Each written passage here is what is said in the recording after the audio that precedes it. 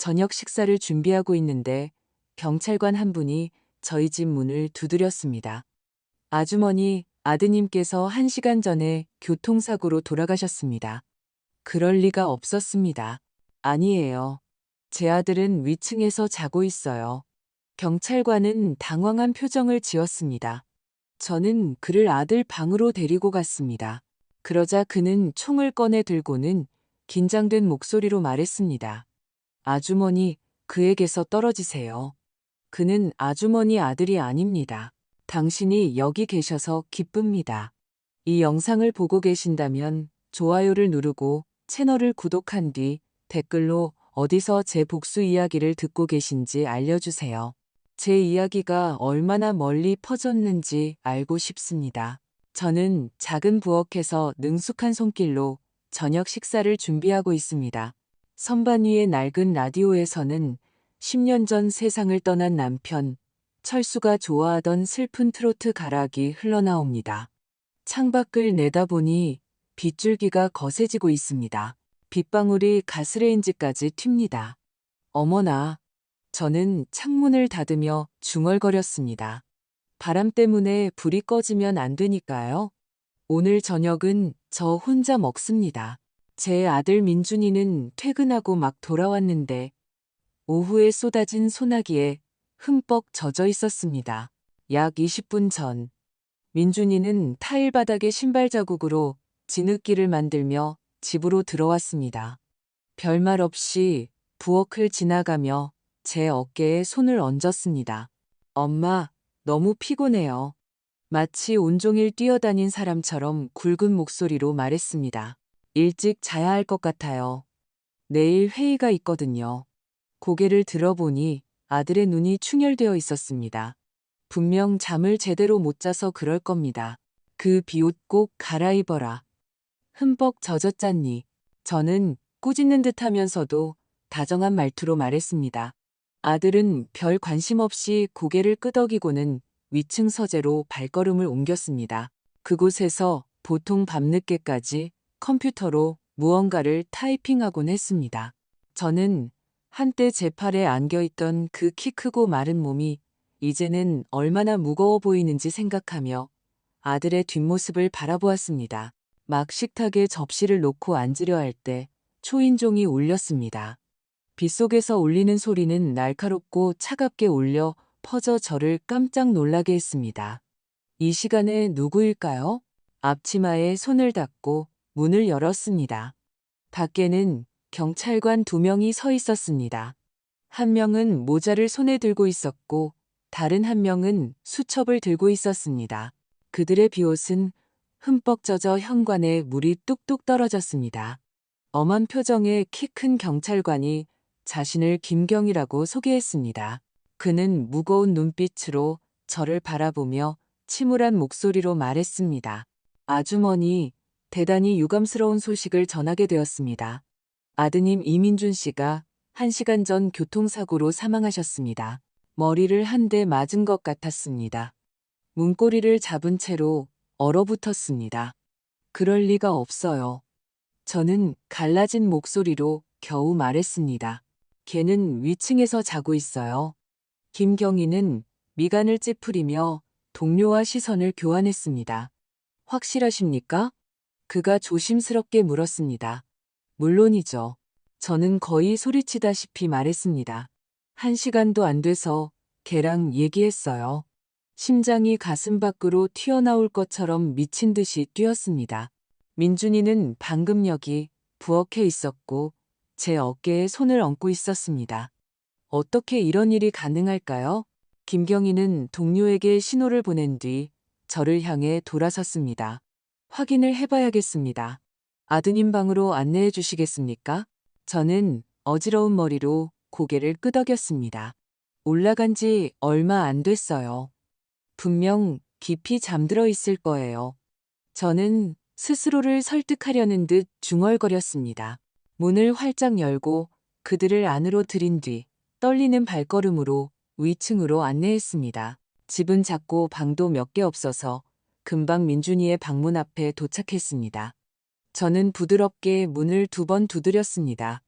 민준아, 아들, 대답이 없었습니다. 들어갈게요. 문을 열자 침대 옆 램프의 희미한 노란 불빛이 이불 아래의 덩어리를 비추고 있었습니다. 보세요. 저는 안도하며 침대를 가리켰습니다. 저기 있잖아요. 자고 있어요. 하지만 김경희는 손을 들어 저를 막았습니다. 그는 권총을 꺼내 들고 났지만 단호한 목소리로 말했습니다. 아주머니, 제발 그에게서 떨어지세요. 저건, 자, 뒤로 물러서세요. 제가 확인하겠습니다. 저는 무슨 일이 일어나고 있는지 이해하지 못한 채 공포에 질려 문 쪽으로 뒷걸음질 쳤습니다. 김경희는 다가가서 이불을 힘껏 회꺼뒀습니다. 그 아래에는 아무것도 없었습니다. 움푹 파인 베개와 옆에는 사람 모양처럼 보이도록 놓인 재킷과 수건 몇 장뿐이었습니다. 저는 입을 벌린 채 한마디도 하지 못하고 서 있었습니다. 다른 경찰관이 저를 의심스러운 눈초리로 쳐다봤습니다. 정말로 이민준 씨를 보신 게 맞습니까? 저는 문틀을 붙잡고 떨고 있었습니다.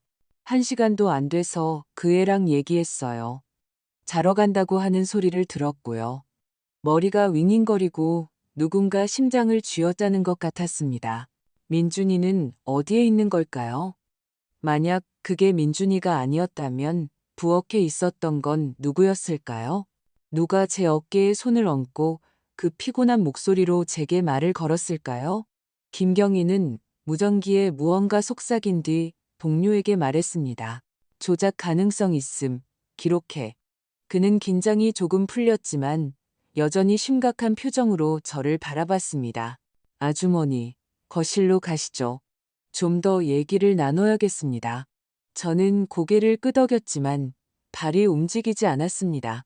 텅 빈 방을 다시 바라보았습니다. 침대 옆 램프는 여전히 켜져 차가운 침대를 비추고 있었습니다. 가슴이 철렁 내려앉았습니다. 내 아들 민준이 이 세상에서 가장 사랑하는 사람. 여기 없다면 어디로 간 걸까요? 대체 무슨 일이 벌어지고 있는 걸까요? 저는 거실의 낡은 소파에 주저앉아 완전히 식어버린 차를 든 찻잔을 끌어안았습니다. 조금 전에 온기는 뼈속까지 파고드는 냉기로 변해 있었습니다. 정신이 혼미했고 출구 없는 악몽에 갇힌 기분이었습니다. 밖에 비는 잦아들었지만 지붕에서 마당으로 떨어지는 빗방울 하나하나가 심장을 때리는 소리처럼 들렸습니다. 하나 또 하나. 이미 작은 집은 구석구석의 조용한 그림자들로 저를 삼킬 듯 했습니다. 계단 쪽을 바라보니 민준이 방램프 불빛이 아직 새어나오고 있었습니다. 아들이 더는 그곳에 없다는 흐릿한 증거였습니다. 김경희가 민준이가 아침 식사를 할 때 사용하던 나무 의자에 제 맞은편에 앉았습니다. 그는 작은 수첩을 폈습니다. 그의 시선은 날카로웠지만 목소리는 정중했습니다. 박 여사님, 마지막으로 이민준 씨와 대화한 시각을 정확히 말씀해 주실 수 있겠습니까? 저는 마음을 현실에 붙잡으려 애쓰며 심호흡을 했습니다. 벽시계를 보았습니다. 자정이 막 지난 시각이었습니다. 밤9시 조금 넘어서였어요. 손이 떨렸지만 저는 단호한 목소리로 대답했습니다. 퇴근하고 막 돌아왔어요. 피곤해서 자러 간다고 했죠. 비에 흠뻑 젖어서 비옷 갈아입으라고 말해줬고요. 김경희는 고개를 끄덕이며 무언가 적고는 고개를 들었습니다. 보고서에 따르면 사고는 밤9시 15분경에 발생했습니다. 차가 낭떠러지로 떨어져 폭발했습니다. 안에서 이민준 씨 이름의 신분증을 발견했습니다. 저는 미간을 찌푸렸습니다. 머리가 어지러웠습니다. 무슨 차요? 민준이는 회사 차를 이용해요. 운전 안 합니다. 저는 똑똑히 기억했습니다. 아들 회사에는 직원용 밴이 있었고 민준이는 운전을 좋아하지 않았습니다. 특히 퇴근 시간에 도시 교통체증이 스트레스라고 말하곤 했습니다. 김경희는 수첩을 한 장 넘겼습니다. 그의 목소리는 단조로웠습니다. 애플리케이션을 통해 빌린 렌터카였습니다. 오늘 저녁 7시에 대여된 것으로 확인됐습니다. 저는 벌떡 일어설 뻔했습니다. 분노와 혼란의 목소리가 갈라졌습니다. 말도 안 돼요. 민준이는 오후 내내 회의에 있었어요. 집에 거의 9시에 도착했는데 어떻게 7시에 차를 빌려요? 저는 김경희를 똑바로 쳐다보았습니다. 마치 이 모든 것이 끔찍한 실수라고 확인해 주길 바라는 것처럼요. 하지만 그는 생각에 잠긴 눈으로 잠시 침묵을 지킬 뿐이었습니다. 의심스러우시면 DNA 검사를 요청하실 수 있습니다. 그가 부드럽지만 단호한 목소리로 말했습니다. 저는 한치의 망설임도 없이 즉시 고개를 끄덕였습니다. 검사하겠어요? 저는 제 아들을 알아요. 뭔가 잘못됐다는 걸 확신해요. 제 안에서 희망의 작은 불꽃이 타올랐습니다. 만약 그게 민준이가 아니라면 제 아들은 어딘가에 살아있는 겁니다. 하지만 곧바로 두려움이 다시 찾아왔습니다. 만약 그가 아니라면 누가 죽은 걸까요? 그리고 왜 민준이의 신분증이 그 차에 있었을까요? 김경희가 법의관과 무전으로 연락하는 동안 저는 휴대폰을 들고 며느리 서연이에게 전화를 걸었습니다. 한 번 걸었습니다. 받지 않았습니다. 두 번째는 생명 없는 신호음뿐이었습니다. 5번을 더 걸었고 전화할 때마다 심장이 더 빨리 뛰었습니다. 터질 것만 같았습니다. 마침내 저는 손을 너무 심하게 떨어 몇 글자를 오타내면서 메시지를 보냈습니다. 서연아, 민준이한테 아주 심각한 일이 생겼어. 보는 대로 전화 줘. 김경희가 돌아왔습니다. 그의 목소리는 진지했습니다. 오늘 밤 바로 DNA 검사를 진행하겠습니다. 쉬고 계십시오, 여사님. 결과가 나오는 대로 알려드리겠습니다. 저는 불타는 눈으로 고개를 저었습니다. 기다리겠어요. 저는 주장했습니다. 아들이 어디 있는지 알기 전에는 잠들 수 없어요. 그는 동정심 어린 눈빛으로 저를 바라봤지만 더는 아무 말도 하지 않았습니다. 그는 동료에게 가자고 신호를 보내고 저를 차가운 거실에 홀로 남겨두고 떠났습니다. 저는 일어나 부엌으로 가서 행주를 집었습니다. 미치지 않기 위해 무언가 하려고 했지만 손이 너무 떨려서 행주를 바닥에 떨어뜨렸습니다. 다시 주워들고 서연이에게 전화를 걸었습니다. 여전히 받지 않았습니다.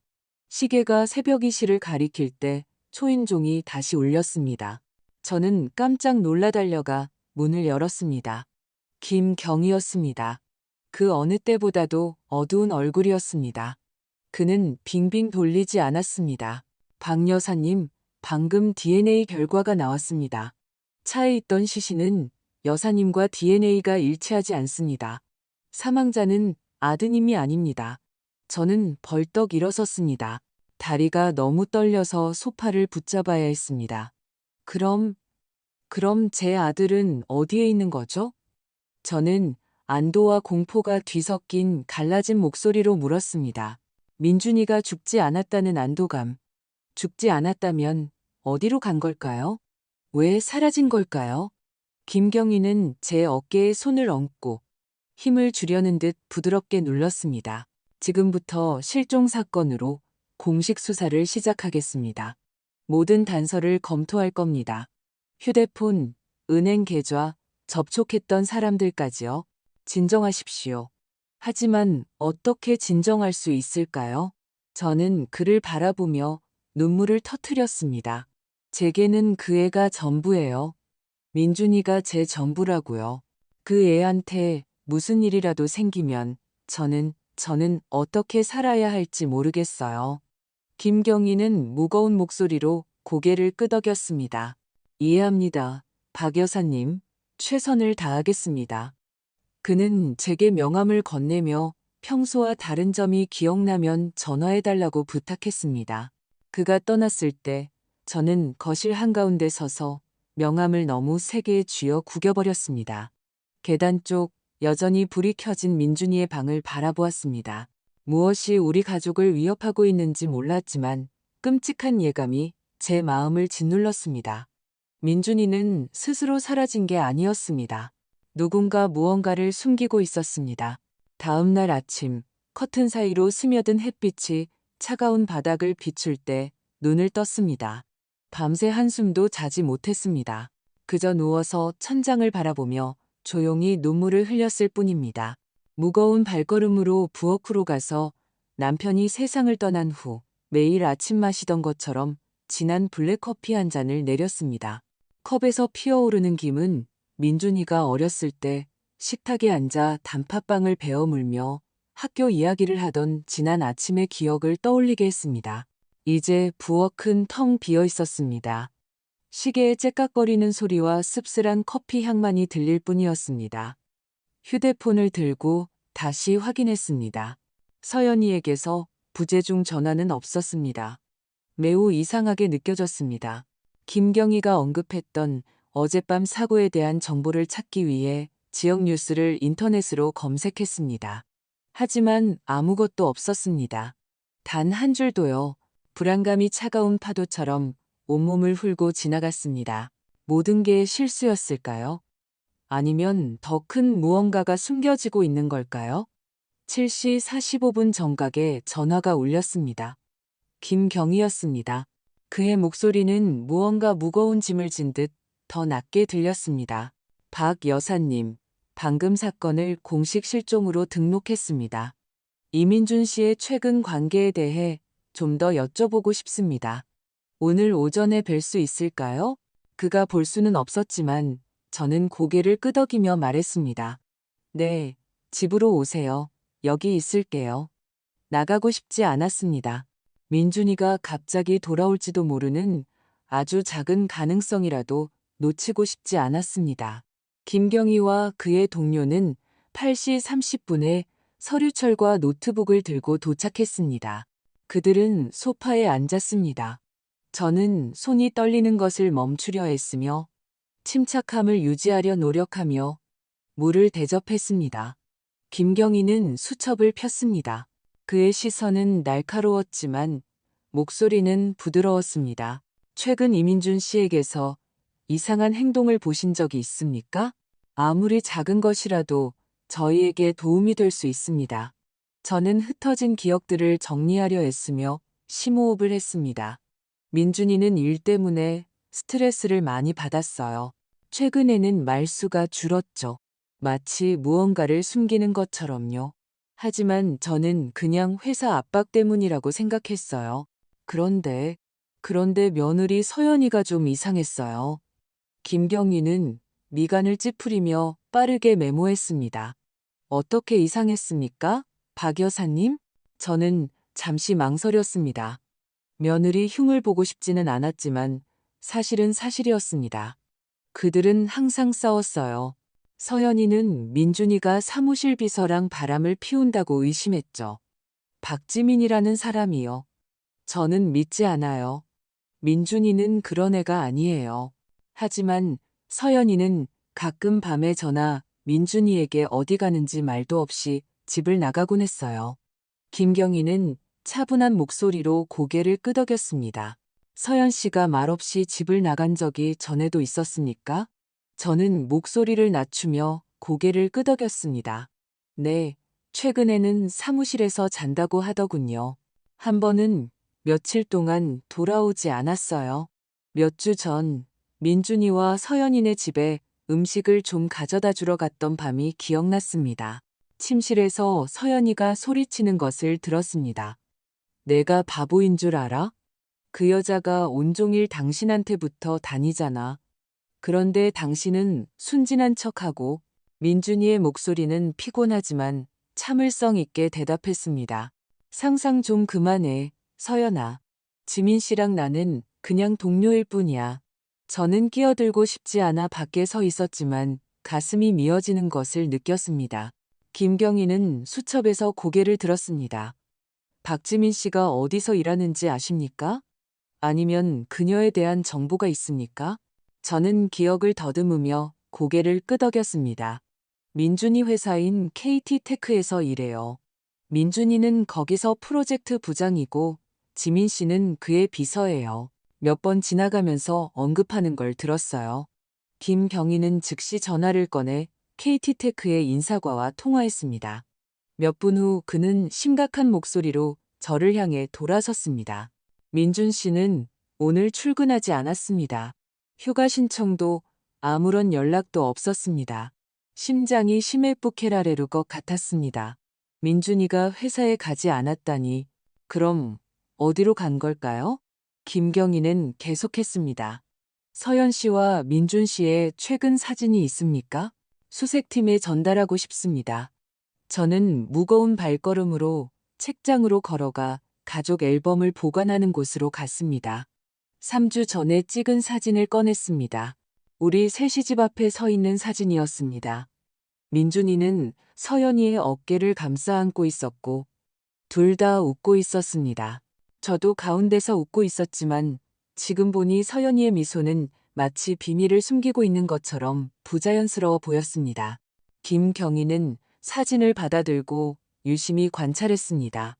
아주 행복해 보이네요. 그가 슬픔이 깃든 어조로 말했습니다. 저는 씁쓸한 맛을 느끼며 고개를 저었습니다. 겉으로만요, 속은 온통 불신이었어요. 저는 서연이의 분노 폭발에 대해 더 이야기했습니다. 민준이가 온 세상을 짊어진 듯 지친 눈으로 집에 돌아오던 날들, 김경희는 모든 것을 기록하고 일어섰습니다. 회사에 가서 확인해 보겠습니다. 먼저 박지민 씨와 다른 관련자들과 이야기할 겁니다. 여사님은 쉬고 계세요. 소식이 있는 대로 연락드리겠습니다. 문이 닫혔을 때 저는 문지방에 서서 순찰차가 아침 안개 속으로 사라지는 것을 바라보았습니다. 무언가 아주 큰 것이 숨겨지고 있다는 예감에 가슴이 철렁했습니다.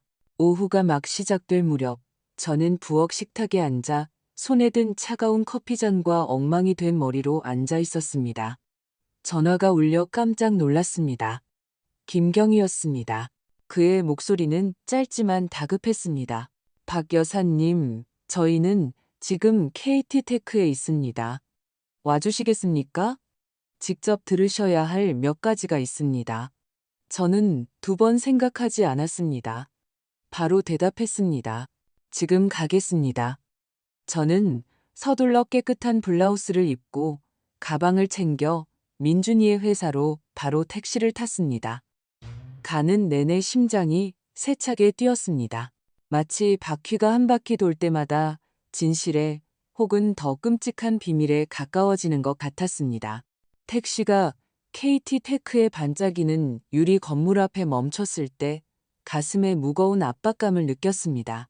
이곳은 민준이가 자신의 경력을 쌓기 위해 거의 10년을 지쳐가며 일했던 곳이었습니다. 로비로 들어서자 젊은 접수원이 익숙한 미소로 고개를 들었습니다. 안녕하세요, 박 여사님. 오늘 이 부장님은 안 보이시네요.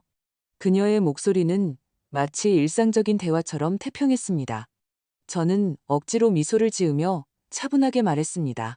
몇 가지 확인할 게 있어서 왔어요. 그녀는 고개를 끄덕이며 김경희가 기다리는 3층 회의실로 가는 길을 안내했습니다.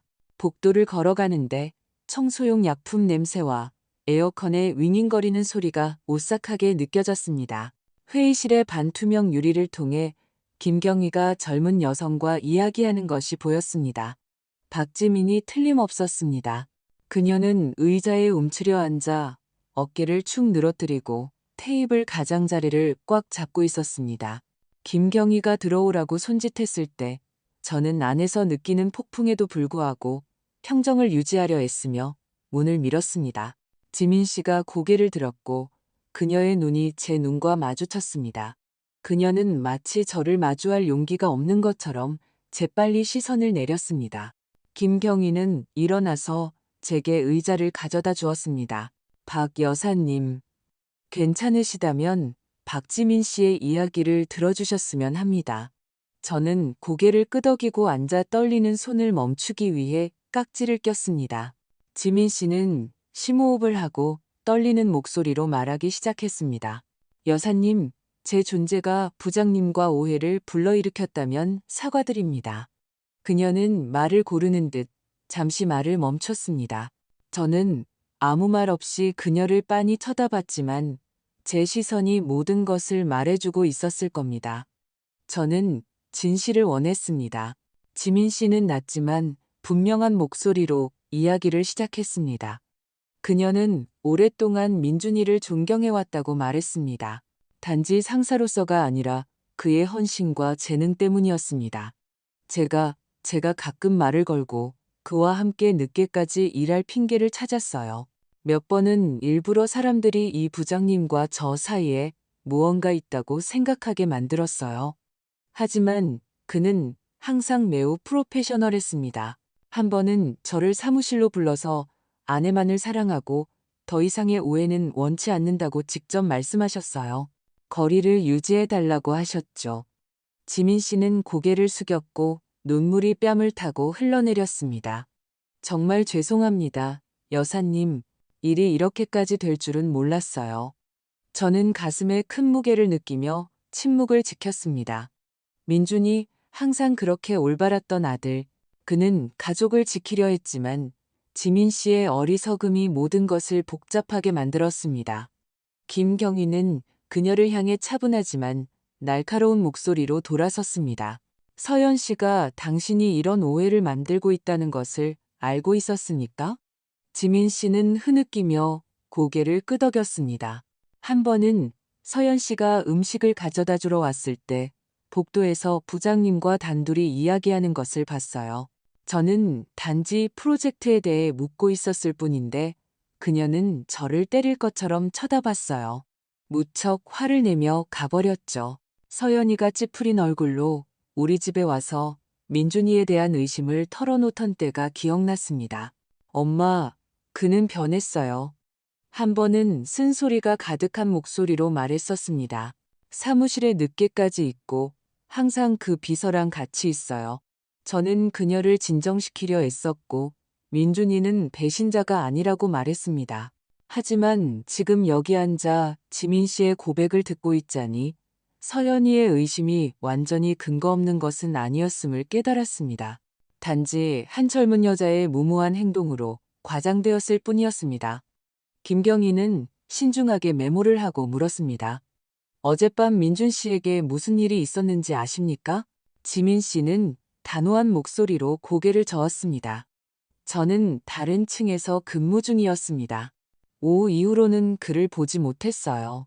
김경희는 고개를 끄덕이고 지민 씨에게 나가도 좋다고 말했습니다. 그녀는 일어나서 제게 다시 한번 사과하고 나갔습니다. 저는 아무 말도 하지 않았습니다.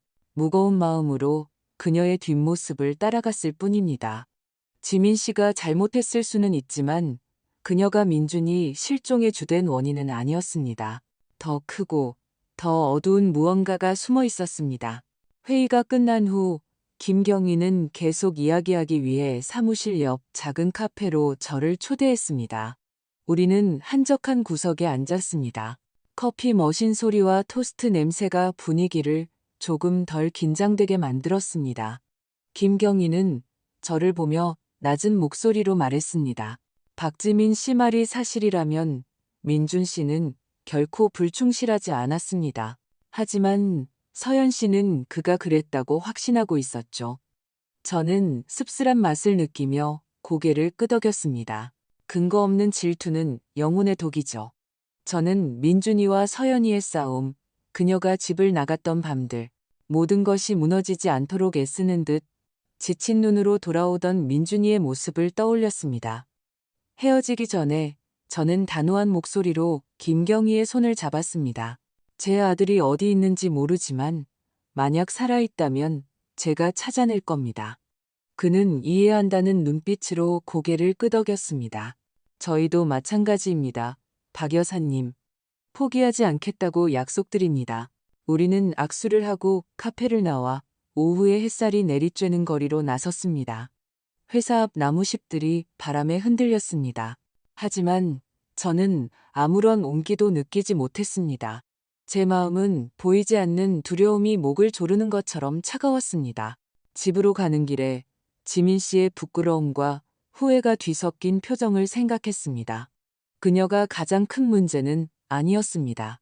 문제는 서연이와 그녀의 신뢰를 갉아먹은 의심들이었습니다. 만약 서연이가 민준이가 자신을 배신했다고 믿었다면 복수하기 위해 무슨 짓을 할 수 있었을까요? 민준이가 사라진 지 이틀이 지났지만 매 순간이 영원처럼 느껴졌습니다. 새벽이 막 낡은 집 벽을 노랗게 물들일 때 일찍 일어나곤 했습니다. 식당 테이블에 앉아 민준이가 앉던 빈 의자를 바라보며 가슴이 미어졌습니다. 테이블 위에는 그의 커피잔이 그대로 놓여 있었고 가장자리에는 마른 자국이 남아 있었습니다. 아들이 불과 며칠 전에 여기 있었다는 작지만 고통스러운 흔적이었습니다. 저는 마치 민준이의 온기를 느낄 수 있을 것처럼 컵을 만졌지만 차가운 도자기의 감촉만 느껴졌습니다. 전화가 울려 생각에서 깨어났습니다. 김경유였습니다. 그의 목소리는 차분함을 유지하려는 듯 무겁고 분명했습니다. 박 여사님, 이민준 씨와 관련된 재산, 보험증권 및 기타 재정 문제에 대해 여쭤보고 싶습니다. 오늘 뵐 수 있을까요? 조금 놀랐지만 즉시 서연이의 오래된 말이 비수처럼 머릿속에 울려 퍼졌습니다. 당신이 죽으면 적어도 보험금 10억 원은 남겨주겠지. 그 순간에는 화가 나서 한 말이라고 생각했지만 이제는 소름이 돋았습니다. 제가 결정적인 단서를 놓쳤을까요? 저는 일어나서 민준이가 중요한 서류를 보관하는 옷장 안의 작은 금고로 걸어갔습니다. 손이 떨리며 금고를 열고 서류철을 꺼냈습니다. 안에서 2년 전에 서명된 민준이의 생명보험증권을 찾았습니다. 한 줄 한 줄 읽어 내려갔고 수혜자 이름인 최서연을 보고 심장이 세차게 뛰었습니다. 금액은 10억 원이었습니다. 저는 종이를 꽉 쥐었습니다. 손에서 타는 듯한 느낌이 들었습니다. 망설임 없이 김경희에게 전화했습니다. 경희님, 민준이의 보험증권을 찾았어요. 수혜자는 서연이에요. 이걸 보셔야 해요. 1시간도 채 되지 않아 김경희와 금융 전문가인 이수진이라는 여성 동료가 저희 집에 도착했습니다. 그들은 거실에 앉아 계약서를 신중하게 검토했습니다. 이수진 전문가는 페이지를 넘겼습니다. 그녀의 목소리는 단조롭지만 날카로웠습니다. 보장 금액 10억 원, 사고사시 지급, 계약서는 매우 명확합니다. 김경희는 저를 심각하게 바라봤습니다. 이것이 조작된 것이라면 첫 번째 수혜자가 보험금을 받게 됩니다. 그의 말은 머리에 망치질하는 것 같았습니다. 서연이가 연루되었을 수 있습니다. 믿고 싶지 않았지만 조각들이 맞춰지기 시작했고 하나하나가 제 가슴을 옥죄었습니다. 저는 떨리는 목소리로 손을 꽉 쥐었습니다. 보험사에 가서 물어봐 주세요. 어쩌면 서연이가 이미 얼굴을 비쳤을지도 몰라요. 그녀가 뭘 했는지 알아야겠어요. 김경희는 고개를 끄덕이고 이수진 전문가에게 준비하라고 지시했습니다. 같이 가시겠습니까? 그가 물었습니다. 저는 망설이지 않았습니다. 네, 제 귀로 모든 것을 듣고 싶어요. 더 이상 집에서 기다릴 수 없었습니다. 민준이는 제 아들이었고 아무리 고통스럽더라도 진실이 필요했습니다.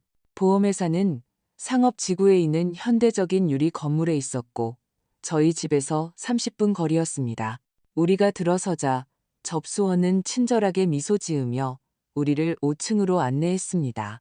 이 부장이라고 자신을 소개한 중년 남성이 번화한 거리가 내려다 보이는 작은 사무실에서 우리를 맞이했습니다.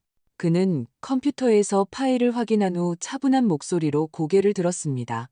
네, 최서연 씨가 월요일에 이 사무실에 와서 이민준 씨의 생명보험금 청구 절차에 대해 문의했습니다. 피가 얼어붙는 것 같았습니다. 월요일, 민준이가 사라지기 바로 전날이었습니다. 저는 즉시 갈라진 목소리로 물었습니다. 혼자 왔나요? 이 부장은 미간을 찌푸리고 무언가를 더 입력한 뒤 화면을 우리 쪽으로 돌렸습니다. 보안 카메라 영상이 나타났습니다. 흰 블라우스를 입고 선글라스를 낀 서연이었습니다. 회색 정장을 입은 키 큰 남자와 함께 들어오고 있었습니다. 그는 약간 등을 돌리고 있었지만 마치 그녀를 위로하거나 안내하는 것처럼 그녀의 어깨에 손을 얹는 것을 보았습니다. 김경희는 제게 민준이 사진을 달라고 신호했습니다. 저는 가방에서 사진을 꺼내 책상 위에 놓았습니다. 이 부장은 즉시 고개를 저었습니다. 이 사람이 아닙니다. 서연 씨를 동반한 남자는 이민준 씨가 아니었습니다. 심장이 덜컥 내려앉았습니다. 민준이가 아니라면 누구였을까요? 김경희는 증거로 보안 카메라 사진을 인쇄해달라고 요청했습니다. 제가 받았을 때 떨리는 손으로 사진을 들었습니다. 사진 속 남자의 얼굴은 흐릿했지만 무언가 낯이 익었습니다. 더 자세히 들여다보았고 갑자기 번개처럼 그를 알아봤습니다.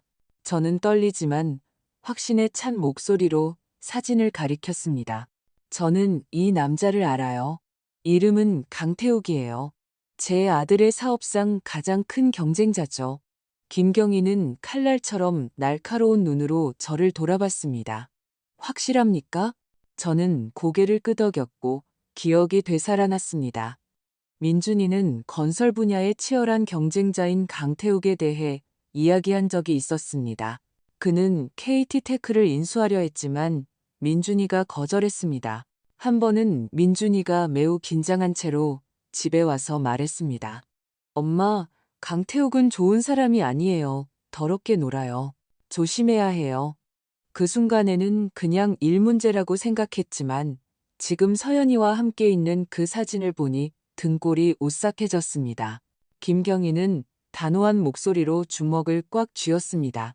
사기 공모 사건일 수 있습니다. 수사팀에 즉시 강태욱을 조사하라고 요청하겠습니다. 그는 이수진 전문가를 향해 서연이와 강태욱의 은행 계좌와 거래 내역을 분석하라고 지시했습니다. 그리고는 더 부드러운 목소리로 저를 바라봤습니다. 박 여사님, 큰일을 하셨습니다. 하지만 침착함을 유지하셔야 합니다. 우리는 진실에 점점 더 가까워지고 있습니다. 보험사를 나오면서 거리로 걸어나갔습니다. 정오의 햇살은 밝았지만 제 안에 냉기를 몰아내지는 못했습니다. 저는 김경희에게 의심에 가득 찬 낮은 목소리로 말했습니다. 만약 당신들이 의심했던 것처럼 민준이가 이 일의 배후에 있다면 저와 이야기하고 동시에 차가 폭발하게 할 만큼 어리석지는 않을 거예요. 그리고 만약 그가 계획했다면 왜 서연이와 함께 여기에 오지 않았을까요? 김경희는 생각에 잠긴 눈으로 고개를 끄덕였습니다. 맞는 말씀입니다. 뭔가 이상합니다. 조사해 보겠습니다. 집으로 돌아오는 택시 안에서 창밖을 보면서도 아무것도 보지 못했습니다. 보안 카메라에 찍힌 서연이와 강태욱의 이미지가 저를 괴롭혔습니다. 한때 딸처럼 여겼던 며느리 서연이가 민준이를 배신했을 수 있습니다. 그리고 강태욱은 보험금을 원했을까요? 아니면 사업 실패에 대한 복수를 원했을까요? 민준이는 서연이의 계획을 알고 있었을까요? 그리고 강태욱은 저를 보호하기 위해 혹은 자신을 구하기 위해 일부러 사라진 걸까요? 다음 날 아침 해가 막 뜰 무렵 전화가 울렸고 저는 즉시 받았습니다. 김경희였습니다. 그의 목소리는 짧지만 날카로웠습니다. 박 여사님, 강태욱에 대한 정보를 확인했습니다. 지금 바로 경찰서로 와주시겠습니까? 보셔야 할 것이 좀 있습니다. 저는 서둘러 얇은 스웨터를 입고 거리로 나가 경찰서로 가는 택시를 탔습니다. 차 안에서 가방을 꽉 쥐었고 심장이 조여왔습니다. 김경희의 사무실에 들어갔을 때 그는 이미 책상에 앉아 두꺼운 서류철을 앞에 두고 있었습니다. 그는 무거운 목소리로 서류철을 제 쪽으로 밀었습니다. 강태욱, 강성솔루션의 대표이사, 민준 씨의 KT테크와 직접적인 경쟁사입니다. 지난 2년간 3개의 큰 프로젝트를 두고 경쟁했고 강태욱이 계약을 따내기 위해 투자자들에게 뇌물을 주는 등 부정한 방법을 쓰려 했다는 소문이 있습니다. 저는 서류철을 검토했고 강태욱의 사진에서 눈을 뗄 수 없었습니다. 그의 얼굴은 차가웠고 눈은 칼처럼 날카로웠습니다. 저는 떨리는 목소리로 사진을 가리켰습니다. 이 사람이에요. 서연이와 영상통화하는 걸 봤던 바로 그 남자예요. 저는 그날 오후를 완벽하게 기억했습니다. 서연이가 케이크 상자를 들고 집에 왔지만 안절부절 못하며 계속 휴대폰을 쳐다봤습니다. 제가 무자일 때문이라고 했지만 곁눈질로 남자 목소리와 강태욱이라는 이름을 들었습니다. 그 순간에는 중요하게 생각하지 않았지만 이제 모든 것이 이해가 됐습니다. 김경희는 더 날카로운 시선으로 고개를 끄덕였습니다. 팀을 보내 서연 씨의 휴대폰을 추적했습니다. 사고 후 새벽 4시경 신호가 인근 자치구인 양평에서 감지되었습니다. 가슴이 철렁했습니다.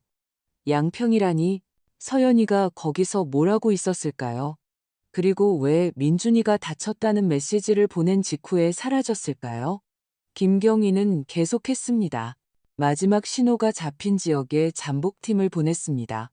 이틀간의 감시 끝에 양평 외곽의 한 집에서 서연이가 한 남자와 함께 사는 것을 발견했습니다. 그는 저를 준비시키려는 듯 잠시 말을 멈췄습니다. 그 남자가 강태욱임을 확인했습니다. 그 지역의 여러 이웃들은 그들이 부부처럼 아주 다정하게 행동한다고 말합니다. 같이 시장에 가고 거리에서 키스까지 한다고요. 피가 멎는 것처럼 얼어붙었습니다. 서연이와 강태욱이 부부처럼 살고 있다니 제 아들 민준이는 실종되었고 아마도 위험에 처해 있을 텐데요. 저는 손바닥에 손톱이 파고들 때까지 주먹을 꽉 쥐었습니다. 김경희는 원격으로 찍은 사진 뭉치를 제게 건넸습니다. 작은 가게에서 손을 잡고 나오는 서연이와 강태욱. 사진 속 서연이의 미소는 등골을 오싹하게 만들었습니다. 남편을 걱정하는 아내의 미소가 아니었습니다. 무언가를 숨기는 사람의 미소였습니다. 김경희는 말을 이었습니다. 사고 현장 근처 이웃들의 카메라 영상을 확인했습니다. 길 건너편 집의 한 영상에는 차가 폭발하기 불과 몇 시간 전에 서연이가 그 근처에 있는 모습이 찍혔습니다. 그는 노트북을 열어 제게 영상을 보여주었습니다. 희미한 가로등 불빛 아래 지난주에 제가 빨아주었던 파란색 재킷을 입은 서연이가 뚜렷하게 보였습니다. 그녀는 서둘러 걸으며 누가 볼까 두려운 듯 사방을 살폈습니다. 심장이 터질 것 같았습니다. 저예요. 저는 갈라진 목소리로 속삭였습니다. 저 재킷 제가 빨아준 거예요. 김경희는 단호한 목소리로 고개를 끄덕였습니다. 이 증거는 서연이가 사고에 대해 알았을 뿐만 아니라 현장에 있었다는 것을 확인하기에 충분합니다. 저는 주먹을 꽉 쥐었고 눈물이 터져 나왔지만 참았습니다. 제 마음속에는 더 이상 의심의 여지가 없었습니다. 서연이는 알았을 뿐만 아니라 계획했던 것입니다. 하지만 왜? 김경희는 신중한 목소리로 팀의 지시를 내렸습니다. 아직 접근하지 마. 계속 감시해. 그들이 무엇을 숨기고 있는지 알아내야 해. 저는 떨리는 목소리로 그를 바라봤습니다. 민준이를 가두고 있다면요? 어딘가에 가둬두고 있다면요? 김경희는 즉시 대답하지 않았지만 그의 시선은 어두워졌습니다. 마치 그 또한 최악의 상황을 생각하고 있는 것 같았습니다. 모든 가능성을 고려하고 있습니다. 박 여사님, 오늘 밤 팀이 양평의 그 집 주변에 배치되어 모든 움직임을 감시할 겁니다.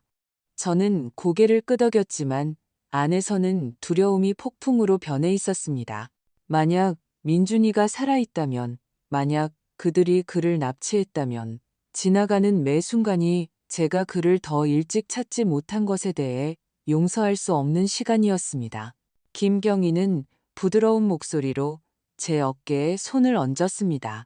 박 여사님, 매우 힘드시겠지만 강해지셔야 합니다. 저희는 최선을 다하고 있습니다. 저는 그를 바라보았고 눈물이 뺨을 타고 흘러내렸습니다.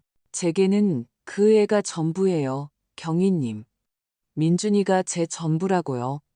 그 애한테 무슨 일이라도 생기면 저는 어떻게 살아야 할지 모르겠어요. 경찰서를 나와 거리로 걸어나갔습니다. 하늘이 흐려지기 시작했고 제 기분을 반영하는 듯 했습니다. 집에 도착해서 문을 밀고 들어가자 침묵이 끔찍하게 느껴졌습니다. 구석에 있는 작은 재단 앞으로 갔습니다. 남편의 사진과 십자가가 있는 곳이었습니다. 촛불을 켰습니다. 연기가 천천히 피어오르며 제 기도를 실어 날랐습니다. 아들아, 네가 살아있는 걸 알아. 내가 널 찾을게. 그게 서연이든 누구든 내가 밝혀낼 거야.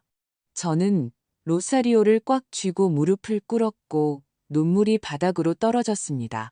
하지만 제 안에서는 결의의 불꽃이 타오르기 시작했습니다. 경찰이 서연이가 양평에서 강태욱과 함께 살고 있다는 것을 확인한 지 사흘이 지났습니다.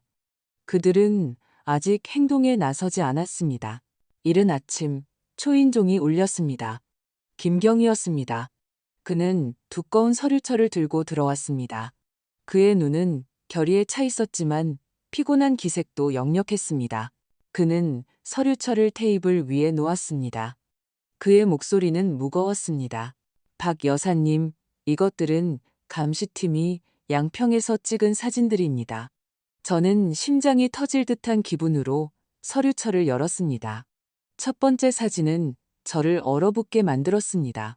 얇은 잠옷을 입은 서연이가 집 발코니로 나와 강태욱에게 커피잔을 건네고 있었습니다. 그는 그녀를 껴안고 이마에 키스했고 둘은 행복한 커플처럼 웃었습니다. 저는 떨리기 시작했습니다.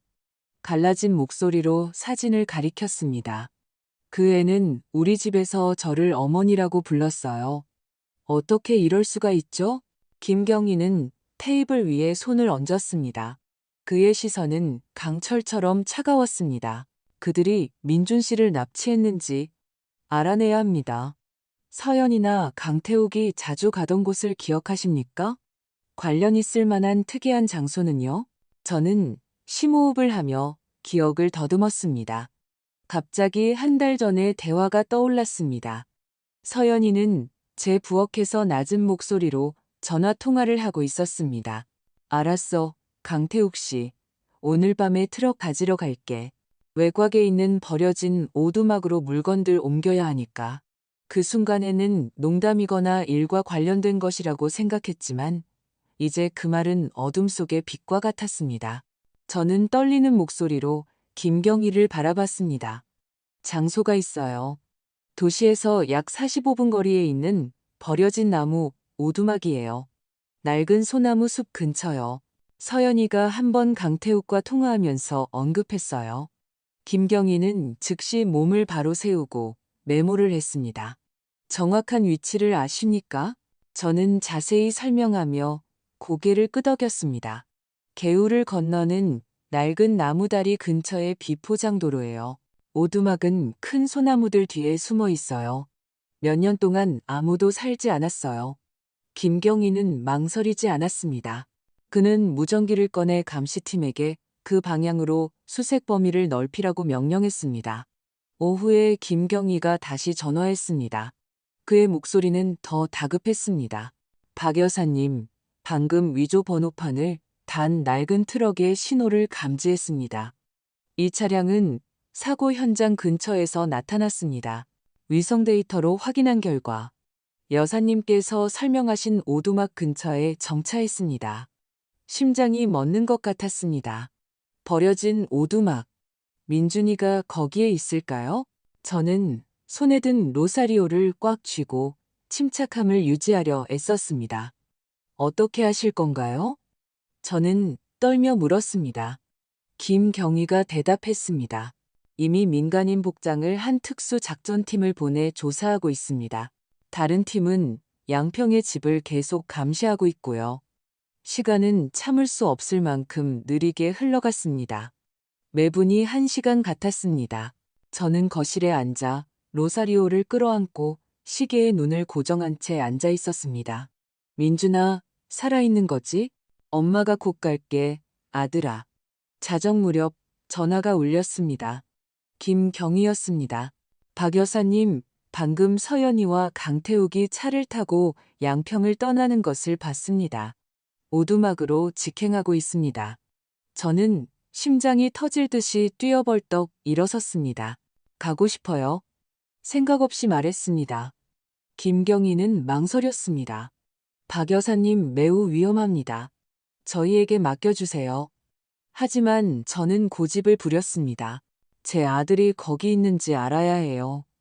바보 같은 짓은 안 할게요. 하지만 가야만 해요. 마침내 김경희는 동의했습니다. 그는 경찰 로고가 없는 은색 밴으로 저를 데리러 왔습니다.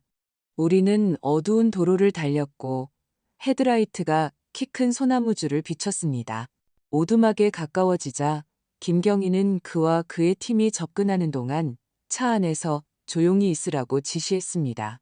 무전기를 통해 그의 끊기는 목소리를 들었습니다. 방금 불이 켜졌어. 안에 사람이 있다. 저는 있는 힘껏 로사리오를 꽉 쥐었습니다. 심장이 부서질 것 같았습니다. 민준아, 거기 있니? 팀이 틈새를 통해 보고했습니다. 그들은 제 아들 민준이를 보았습니다. 초췌하고 손이 묶인 채 차가운 나무바닥에 쓰러져 있었습니다. 서연이와 강태욱이 음식 쟁반과 물병을 들고 들어왔습니다. 서연이는 쟁반을 바닥에 내려놓았습니다. 그녀의 목소리는 얼음장 같았습니다. 며칠만 더 참아. 보험금이 계좌에 들어오는 대로 우리는 여기서 떠나 왕처럼 살 거야. 그때가 되면 넌 자유로워질 거야, 내 사랑. 강태욱은 웃으며 민준이를 발로 툭 찼습니다. 내 엄마는 지금쯤 눈물 콧물 다 쏟고 있겠지. 모든 게 우리 계획대로야. 저는 그 말들을 무전기로 들었고 눈물이 터져 나왔지만 고통 때문이 아니었습니다. 분노였습니다. 제 안에서 불길이 타올랐습니다. 민준이는 살아있었지만 그가 사랑했던 바로 그 여자에게 인질처럼 취급당하고 있었습니다.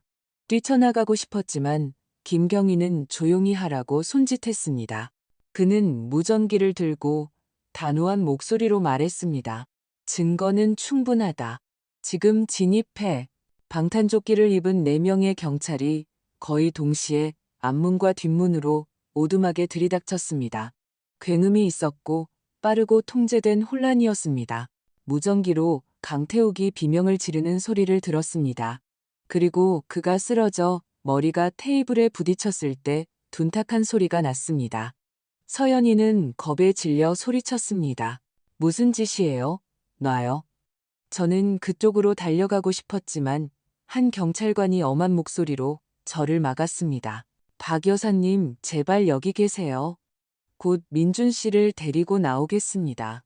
저는 낡은 나무문에 눈을 고정한 채 떨면서 있었습니다. 그때 민준이의 목소리가 들렸습니다. 약하지만 분명했습니다. 우리 엄마는요? 괜찮으세요? 그의 말은 제 심장을 꿰뚫었습니다. 자기 자신의 지옥 속에서도 저를 걱정하고 있었습니다. 김경희는 안심시키는 목소리로 대답했습니다. 이제 도착했습니다. 어머니께서 밖에서 기다리고 계십니다. 더 이상 참을 수 없었습니다. 저는 차문을 열고 경찰관의 경고 어린 시선을 무시한 채 오두막으로 달려갔습니다. 민준이를 봐야 했습니다. 그가 살아있는지 확인해야 했습니다. 제가 들어갔을 때 김경희는 민준이가 일어서는 것을 돕고 있었고 그의 손에 묶인 밧줄을 자르고 있었습니다. 민준이는 초췌하고 창백했으며 눈은 충혈되었지만 저를 보자 환하게 빛났습니다. 엄마. 그는 거의 들리지 않는 목소리로 속삭였습니다. 저는 무릎을 꿇고 있는 힘껏 그를 껴안았습니다. 걷잡을 수 없이 울면서요. 민준아, 내 아들. 엄마 여기 있어. 이제 널 찾았어. 그가 저를 다시 안았습니다. 그의 떨리는 손이 제 어깨를 붙잡았습니다. 다시는 못 볼 줄 알았어요. 그는 제 귀에 막힌 목소리로 속삭였습니다. 저는 그를 놓으면 다시 사라질까 두려운 듯 더 꽉 껴안았습니다. 구급차가 곧 도착했습니다. 구급대원들은 민준이를 검사하고 손목과 발목의 상처를 치료했습니다. 저는 그의 옆에 앉아 그의 손을 잡고 한시도 눈을 떼지 않았습니다. 민준이는 저를 보며 희미하게 미소 지었습니다. 엄마, 미안해요. 걱정시키고 싶지 않았어요. 그냥 엄마를 안전하게 지키려고 했어요. 저는 고개를 저었고 눈물이 다시 터져 나왔습니다. 바보 같은 소리 마, 민준아. 내가 네 엄마야. 내가 널 지켜야지. 그는 고개를 끄덕였지만 그의 시선은 마치 일이 이렇게까지 된 것을 자책하는 듯 고통으로 가득 차 있었습니다. 경찰서에서 서연이와 강태욱은 별도의 신문실로 끌려갔습니다. 김경희는 증인으로 참관하도록 저를 초대했지만 저는 거울 뒤에서만 지켜볼 수 있었습니다.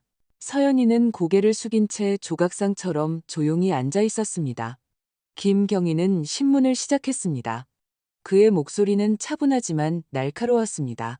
최서연 씨, DNA 검사 결과 사고 현장의 시신은 이민준 씨가 아니라는 것이 증명되었습니다. 할 말 있습니까? 서연이는 대답하지 않았지만 어깨가 떨리는 것을 보았습니다. 옆에 앉은 그녀의 변호사가 무언가 속삭였지만 갑자기 그녀는 고개를 들었습니다. 눈이 충혈되어 있었습니다. 알았어요. 그녀가 갈라진 목소리로 말했습니다. 전부 자백할게요. 서연이의 자백은 제 가슴에 또 다른 비수였습니다. 그녀는 처음에 강태욱과 함께 보험금을 타기 위해 민준이를 죽일 계획이었지만 막상 실행하려니 용기가 나지 않았다고 말했습니다. 대신 그들은 그의 음료에 수면제를 넣었습니다. 그가 잠들었을 때 강태욱이 집에 들어와 그를 차로 옮겨 오두막으로 데려가 감금했습니다.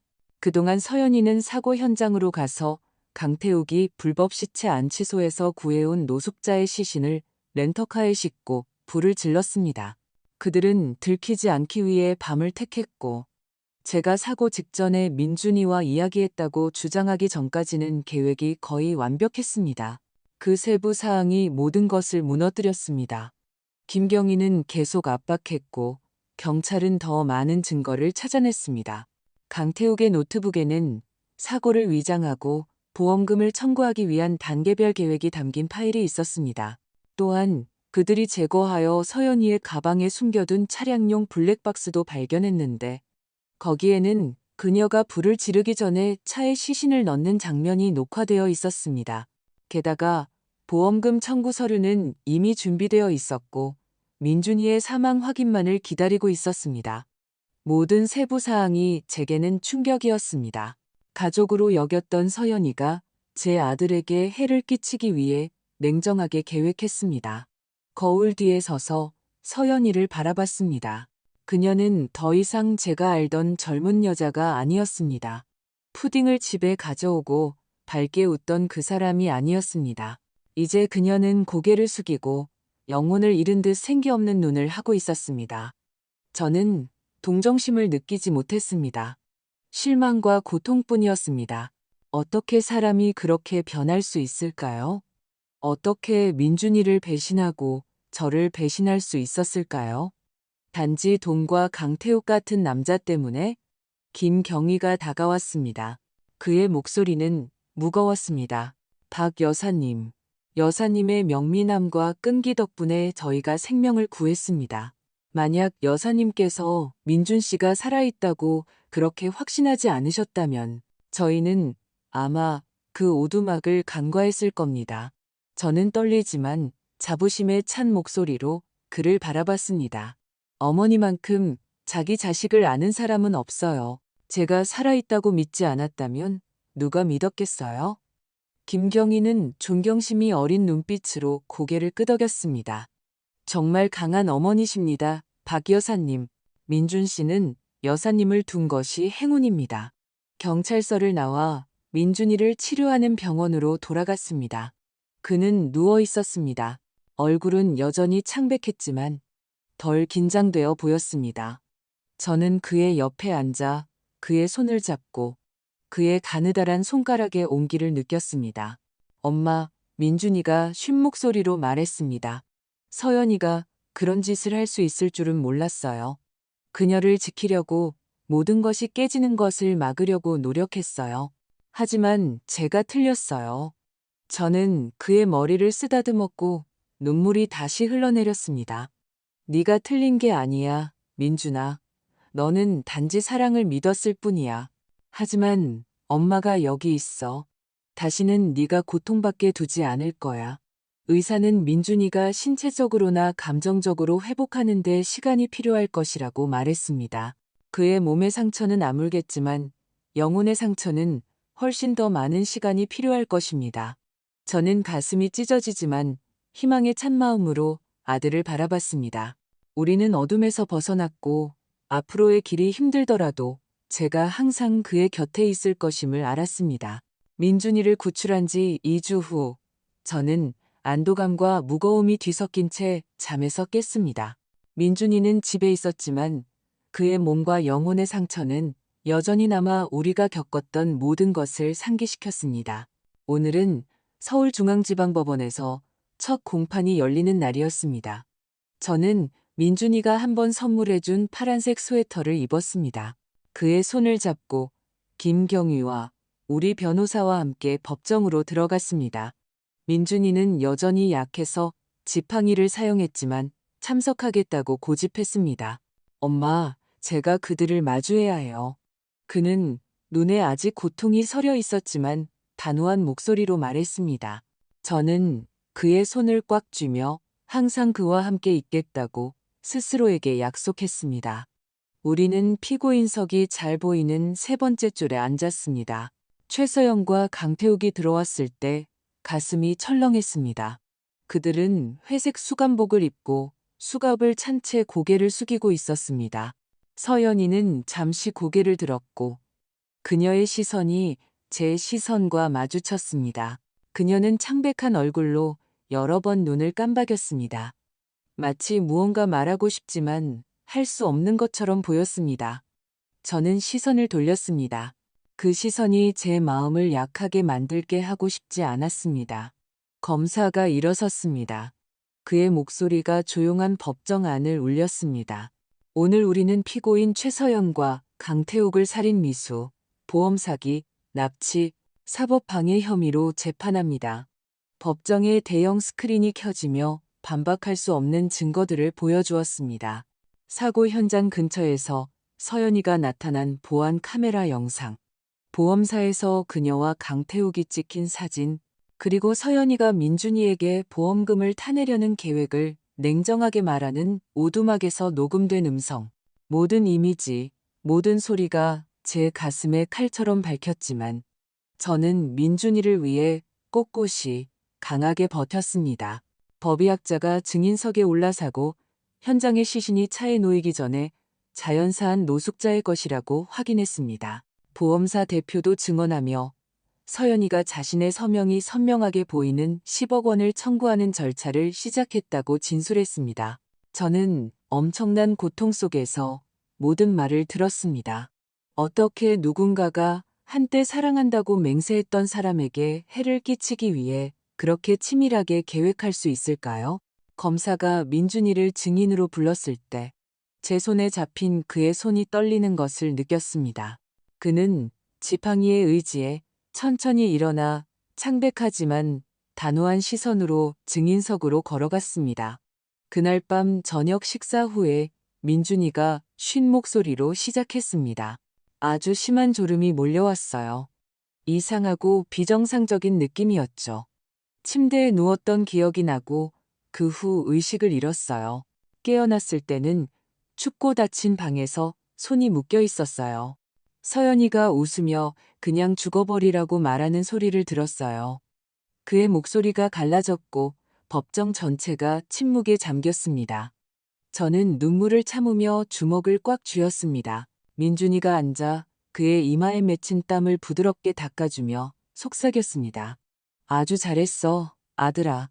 재판은 거의 하루 종일 계속되었습니다. 매 순간이 이전보다 더 무거웠습니다. 마침내 판사는 피고인들에게 최후 진술을 허락했습니다. 서연이는 충혈된 눈과 떨리는 목소리로 일어섰습니다. 저는 민준이가 저를 속인다고 생각했을 때 이성을 잃었어요. 너무나 큰 고통과 질투를 느껴서 무너져 내렸어요. 강태욱 씨가 나타나서 누구보다 저를 잘 이해한다고 말했어요. 저는 그 말을 따랐어요. 그 끔찍한 일을 계획하는데 동의했지만 아무도 죽일 용기는 없었어요. 단지 민준이가 제가 겪었던 것처럼 고통받기를 바랐을 뿐이에요. 하지만 제가 틀렸어요. 그녀는 고개를 숙였고 눈물이 바닥으로 떨어졌습니다. 하지만 저는 더 이상 어떤 연민도 느끼지 못했습니다. 그녀의 사과는 제가 아들을 잃을지도 모른다는 두려움 속에 살았던 날들을 지울 수 없었습니다. 반면 강태욱은 침묵을 지켰습니다. 그는 죄를 인정하지도 후회하지도 않는 차가운 시선으로 거기 앉아 있었습니다. 하지만 증거는 압도적이었습니다. 그의 노트북에 있는 파일, 서연이의 가방에 숨겨진 차량용 블랙박스, 준비된 보험 서류들. 그가 부인할 방법은 없었습니다. 판사는 엄한 목소리로 두 사람을 바라봤습니다. 증거와 증언에 근거하여 법원은 다음과 같이 판결합니다. 최서연, 자백과 사망을 유발하지 않은 점을 감안하여 징역 16년, 강태욱, 주모자로서의 냉정함과 범죄 은폐 시도로 가중 처벌하여 징역 25년. 저는 울지 않았습니다. 단지 서연이를 마지막으로 바라보며 생각했습니다. 괴물은 항상 칼이 필요한 것이 아니다. 때로는 신뢰와 이성이 없는 마음만으로도 충분하다. 그녀가 끌려갈 때 그녀의 시선이 저를 스쳐 지나갔지만 저는 응답하지 않았습니다. 저는 민준이를 향해 돌아섰습니다. 그의 손을 잡고 그의 가느다란 손가락에 온기를 느꼈습니다. 가자, 아들아. 저는 부드럽게 말했습니다. 집에 가자. 법원을 나오면서 김경희가 제 옆에서 걸었습니다. 그의 무거운 목소리. 박 여사님, 이 사건은 끝났습니다. 하지만 여사님과 민준 씨가 겪은 일은 쉽게 잊히지 않을 거라는 걸 압니다. 저는 감사한 마음으로 그를 바라보며 고개를 끄덕였습니다. 고맙습니다, 경희님. 경희님과 팀이 아니었다면 제 아들을 찾았을지 모르겠습니다. 김경희는 따뜻한 시선으로 미소 지었습니다. 여사님께서 저희를 진실로 이끌어 주셨습니다. 박 여사님, 어머니의 사랑은 제가 목격한 가장 위대한 힘입니다. 집에 도착해서 민준이를 거실로 데려갔습니다. 오후에 햇살이 창문으로 들어와 선반 위에 가족 사진을 비추고 있었습니다. 민준이는 소파에 앉아 사진을 바라보며 쉰 목소리로 말했습니다. 엄마, 다시는 여기에 돌아오지 못할 줄 알았어요. 저는 그의 옆에 앉아 어릴 때처럼 그의 머리를 쓰다듬었습니다. 이제 집에 왔어, 민준아. 다시는 아무도 널 해치게 두지 않을 거야. 그는 충혈된 눈으로 고개를 끄덕였지만 희미한 미소가 피어나기 시작했습니다. 그날 밤 저는 민준이가 아주 좋아하는 소고기 묵국을 끓였습니다. 모든 것이 시작되었을 때 제가 요리하고 있던 바로 그 음식이었습니다. 우리는 식탁에 앉았습니다. 단둘이었지만 이번에는 두려움이나 의심이 없었습니다. 민준이는 이따금 저를 쳐다보며 제가 아직 거기 있는지 확인하려는 듯 천천히 먹었습니다. 엄마, 그가 부드럽게 말했습니다. 다시는 아무것도 숨기지 않겠다고 약속해요. 모든 걸 혼자 해결하려 했던 제가 틀렸어요. 저는 미소 지으며 그의 손 위에 제 손을 얹었습니다. 나도 마찬가지야. 약속할게, 민준아. 무슨 일이 있어도 항상 여기 있을게. 재판 한 달 후 민준이와 저의 삶은 새로운 리듬을 찾기 시작했습니다. 우리 안의 상처는 깊고 고통스럽게 남아 있었지만요. 매일 아침 일찍 일어나 커피를 내리고 창가에 앉아 마당의 나무들 사이로 스며드는 햇살을 바라봤습니다. 저희 작은 집은 더 이상 그렇게 조용하게 느껴지지 않았습니다. 거실에서 민준이가 책장을 넘기는 소리, 뒷마당 정원을 가꾸는 작은 삽소리. 모든 것이 제 마음을 진정시키는 부드러운 음악 같았습니다. 민준이는 아직 회사에 복귀하지 않았습니다. 자신을 되찾을 시간이 필요하다고 말했습니다. 저는 그가 원하는 대로 하도록 두었지만 항상 그의 곁에서 그가 좋아하는 음식을 요리하고 옷을 빨고 필요할 때 이야기를 나누었습니다. 지난 일에 대해 이야기하라고 압박하지는 않았지만 그의 눈을 볼 때마다 마치 자신을 탓하는 듯한 깊은 슬픔을 보았습니다. 저는 그저 그의 손을 잡고 부드럽게 말할 수밖에 없었습니다. 다 괜찮아질 거야, 아들아. 엄마가 여기 있잖니. 어느 날 아침 마당에서 빨래를 널고 있는데 초인종이 울렸습니다. 앞치마에 손을 닦고 문을 열자 박지민 씨가 서 있었습니다. 그녀는 흰 블라우스를 입고 작은 종이봉투를 들고 있었습니다. 그녀의 시선은 부끄러워 보였습니다. 박 여사님, 그녀가 갈라진 목소리로 말했습니다. 사과드리러 왔어요. 이 모든 일에 제 탓도 있다는 걸 알아요. 처음에 제 미숙한 행동이 아니었다면 아마 서연 씨가 오해하지 않았을 거고 이 모든 일이 이렇게까지 되지는 않았을 거예요. 그녀는 고개를 숙였고 눈물이 뺨을 타고 흘러내렸습니다. 저는 용서와 고통스러운 기억이 뒤섞인 채 그녀를 바라봤습니다. 마침내 한숨을 쉬며 부드럽게 말했습니다. 지민 씨, 때로는 잘못된 순간의 시선 하나가 가정을 무너뜨릴 수 있어요. 하지만 적어도 당신은 선을 넘지 않았어요. 자신의 실수를 인정했고 그게 가장 중요해요. 지민 씨는 고개를 들었고 그녀의 눈에 희망의 빛이 조금 비쳤습니다. 그녀는 제게 봉투를 건넸습니다. 이건 제 사직서예요. 사람들이 제가 개인적인 이유로 KT테크에 남는다고 생각하는 걸 원치 않아요. 상황이 나아지려면 제가 떠나야 해요. 저는 봉투를 받고 그녀의 눈을 바라봤습니다. 지민 씨가 잘못하기는 했지만 그녀는 젊었고 후회하고 있었습니다. 저는 다가가 그녀를 꽉 안아주며 속삭였습니다. 솔직하게 말해줘서 고마워요. 당신이 행복을 가져다 줄 새로운 길을 찾길 바라요.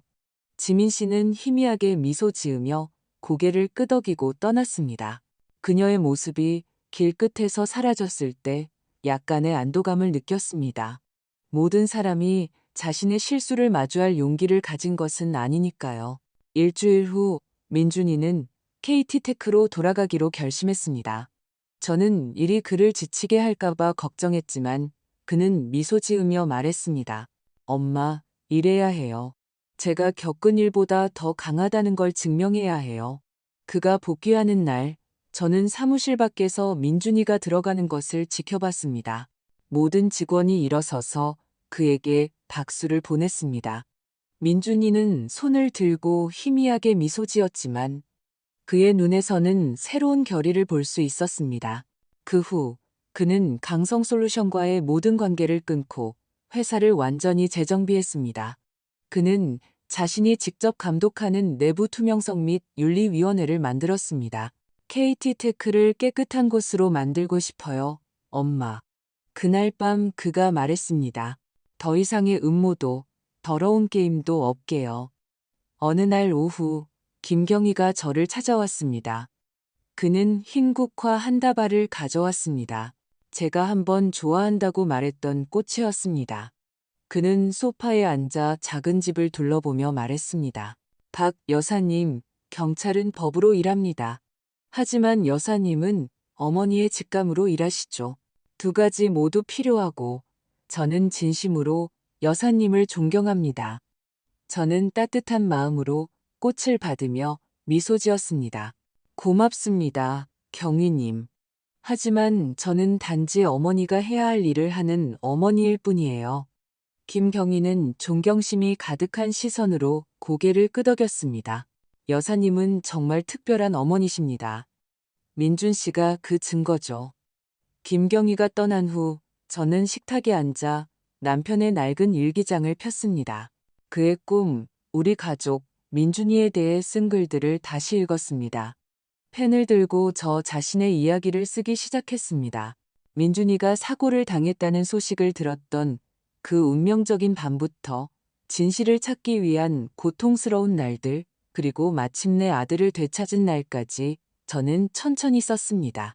모든 단어는 억눌린 감정을 풀어내는 방법이었습니다. 마지막에 이렇게 썼습니다. 질투와 배신은 사람을 괴물로 만든다. 하지만 정의와 어머니의 사랑은 결코 패배하지 않을 것이다. 끝마쳤을 때 저는 일기장을 닫고 남편의 사진 옆 작은 재단에 놓았습니다. 촛불을 켰고 그것이 제 속삭임을 실어 날랐습니다. 여보, 보여요? 우리 아들이 이겨냈어요. 당신과의 약속을 지켰어요.